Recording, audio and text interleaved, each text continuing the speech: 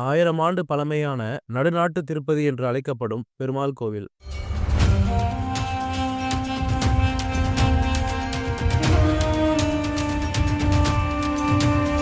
108 திவ்ய தேச கோயில்களில் 42வது திவ்ய தேச கோயிலாக விளங்கும் பெருமாள் கோவில்.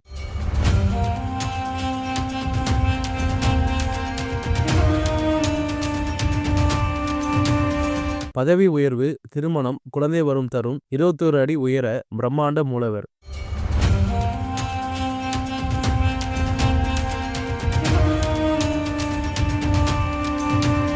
வணக்கம் விவேஸ். இன்னைக்கு நம்ம வீடியோல திருக்கோயிலூர் என்ற இடத்தில் அமைந்திருக்கும் உலகளந்த பெருமாள் கோயிலை பத்தி தான் பார்க்க போறோம். முதலில் இந்த ஆலயம் எங்க உள்ளது, எப்படி செல்லலாம் என்று பார்க்கலாம். இந்த ஆலயமானது கள்ளக்குறிச்சி மாவட்டம் திருக்கோயிலூர் என்ற இடத்தில் அமைந்துள்ளது. விழுப்புரத்திலிருந்து இந்த இடம் 30 கிலோமீட்டர் தொலைவில் அமைந்துள்ளது. கோயிலோட முழுமையான அட்ரஸ் மற்றும் கூகுள் மேப் லிங்கை டிஸ்கிரிப்ஷன்ல கொடுத்திருக்கேன். தேவைப்படுறவங்க பார்த்து தெரிஞ்சுக்கோங்க. இப்பொழுது இந்த கோயிலோட முழுமையான வரலாறு மற்றும் சிறப்புகளை ஒன்றாக பார்க்கலாம். அதுக்கு முன்னாடி இது போல அற்புதமான ஆலயங்களை பத்தி வீடியோஸ் பார்க்க என்னோட ரிமார்க்கபிள் ரமேஷ் சேனலை மறக்காம சப்ஸ்கிரைப் பண்ணிக்கோங்க. அப்ப நான் போற வீடியோஸ் உங்களுக்கு ரெகுலரா வரும். திருக்கோவிலூரில் அமைந்துள்ள இந்த ஆலயம் உலகளந்த பெருமாள் என்றும் திருவிக்கிரம சுவாமி பெருமாள் கோயில் என்றும் கூறுகிறார்கள். பெருமாளில் 108 திவ்ய தேச தலங்களில் 42வது தலமாக இது அமைந்துள்ளது. தமிழகத்தில் உள்ள கோயில்களில் ஸ்ரீரங்கம், ஸ்ரீவில்லிபுத்தூர் கோயில்களுக்கு பிறகு 3வது உயரமான கோபுரத்தை கொண்ட கோவில் இதுதான். காஞ்சிபுரம் திருக்காளி ஸ்ரீராம விண்ணகரம் தவிர உலகளந்த பெருமாளாக மூலவர் காட்சி தரும் தலம் இது. வேறு எங்கும் இல்லாத வகையில் இக்கோயிலில் பெருமாள் வலது கையில் சங்கும் இடது கையில் சக்கரமும் தாங்கியுள்ளார். மூலஸ்தானத்தில் மகாலட்சுமி, பிரகலாதன், மாபலி ஆகியோர் பெருமாளுக்கு வலது புறத்திலும், சுக்கிராசாரியார், மிருகண்ட முனிவர், முதல் 3 ஆழ்வார்களான பேயாழ்வார், பூதத்தாழ்வார் மற்றும் வைகை ஆழ்வார் ஆகியோர் இடது புறத்தில் காட்சி தருகின்றனர். சிவன் கோயில்களில் மட்டுமே காணப்படும் துர்கை சன்னதி மிக அரிதாக பெருமாள் சன்னதி அருகே அமைந்துள்ளது. இக்கோயில் தனி சிறப்பாக வலக்கையில் சங்கும் இடக்கையில் சக்கரமுடனும் காசு தரும் பெருமாள். முதல் 3 ஆழ்வார்கள் முக்தி பெற்ற தலமாகவும் இது உள்ளது. மூலவரின் பெயர் திருவிக்கிரமர். அவருக்கு உலகளந்த பெருமாள் என்ற பெயர் உண்டு. உற்சவரின் பெயர் ஆயனர் கோவலன்.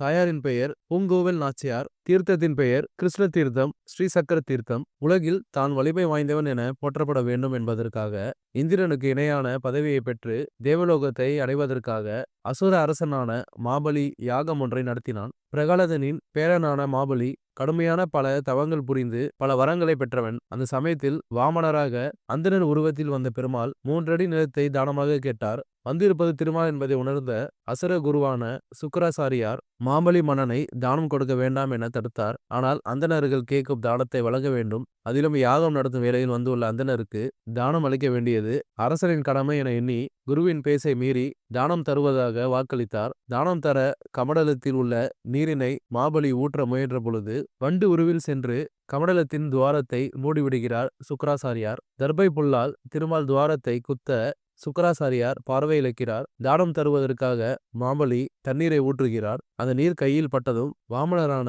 திருமால் விண்ணும் மண்ணுக்கும் உயர்ந்து நின்று முதல் அடியில் விண்ணுலகத்தையும் 2வது அடியில் பூமியையும் அழைக்கிறார். 3வது அடி எங்கே என மாபலியிடம் கேட்க அவர் தனது தலையை தவிர கொடுக்க வேறு இடமில்லை என கூறி தலையை காட்டுகிறார். மாபலியின் தலையில் கால் வைத்து பாதாள உலகத்தில் அழுத்தி 3வது அடியை பாதாளத்தில் வைக்கிறார். 3 அடியில் உலகை அளந்த பெருமாள் என்பதால் உலகளந்த பெருமாள் என்றும், வாமனராக வந்து மிகப்பெரிய உருவம் கொண்டதால் திருவிக்கிரமர் என்றும் பெருமாள் அழைக்கப்படுகிறார். பிரம்மாண்ட புராணத்தின்படி கோவிலூர் என அழைக்கப்பட்ட இத்தலத்தில் கோபாலன் என்ற திருநாமத்துடன் கிருஷ்ணரே கோவில் கொண்டிருந்ததாக சொல்லப்படுகிறது. மிருகண்ட முனிவர் திருமாலின் வாமன ரூபத்தை தரிசிக்க விரும்பி பிரம்மனிடம் யோசனை கேட்டார். இந்த தலத்தில் வந்து பெருமாளை வழிபடும்படி பிரம்மன் தேவர் ஆலோசனை கூறினார். அதன்படி தனது மனைவி மித்ராவதியுடன் இங்கு வந்து பெருமாளை வழிபட்டதுடன் அன்னதானமும் செய்து வந்தார். அவரின் பக்தியை சோதித்த நினைத்த பெருமாள் அந்தன உருவில் சென்று உணவு கேட்டுள்ளார். இருந்த உணவை எல்லாம் ஏற்கனவே தானமாக கொடுத்து விட்டதால் என்ன செய்வதென தெரியாமல் நின்ற மித்ராவதி திருமாலை வணங்கியதால் பாத்திரங்கள் அனைத்திலும் உணவுகள் வந்தது.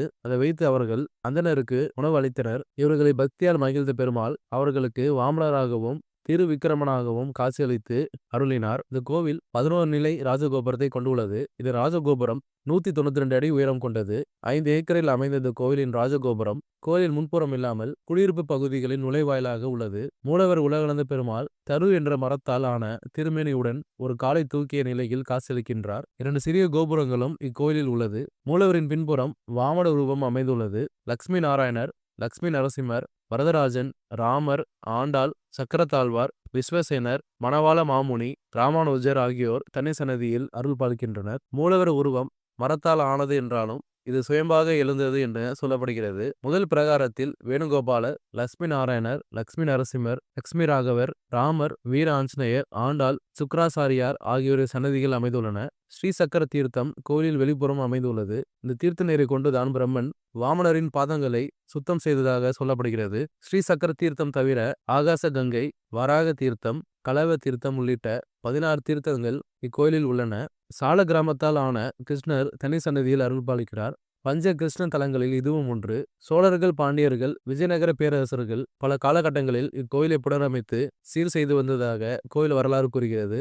ஆரம்பத்தில் இக்கோவில் செங்கலால் கட்டப்பட்டிருந்ததாகவும் பிறகு வீர ராஜேந்திர சோழ காலத்தில் கிரானைட் கற்களால் இக்கோயில் மாற்றி அமைக்கப்பட்டதாகவும் சொல்லப்படுகிறது. மற்ற சன்னதிகள் கிரானைட் கற்களால் கட்டிய பெருமை நரசிம்மவர்மனை சேரும். ராஜாதி ராஜ சோழன், ராஜேந்திர சோழன், விக்கிரம பாண்டியன் உள்ளிட்டோர் இக்கோயிலை புனரமைத்துள்ளனர். ஐதர் அலி கால படையெடுப்பின் பொழுது இக்கோயில் தாக்கப்பட்டதாக சொல்லப்படுகிறது. உயர் பதவி கிடைக்க, இழந்த பதவியை மீண்டும் பெற இத்தல பெருமாளை வழிபடலாம். இது தவிர திருமணம் நடைபெற, குழந்தை பாக்கியம் பெறவும் இக்கோவிலில் பக்தர்கள் வேண்டிக் கொள்கிறார்கள். இத்தல சக்கர தாழ்வாரை வணங்கினால் எதிரிகள் தொல்லை நீங்கும். வேண்டுதல் நிறைவேறியவர்கள் வஸ்திரம் சாற்றி, துளசி மாலை சாற்றி, நெய்விளக்கு ஏற்றி நேர்த்திக்கடன் செலுத்துகிறார்கள். தாயாருக்கு மஞ்சள் பொடி அபிஷேகம், குங்குமம் அர்ச்சனை செய்து அன்னதானம் ஆகியவையும் இக்கோயிலில் விசேஷமான நேர்த்திக்கடனாக உள்ளன.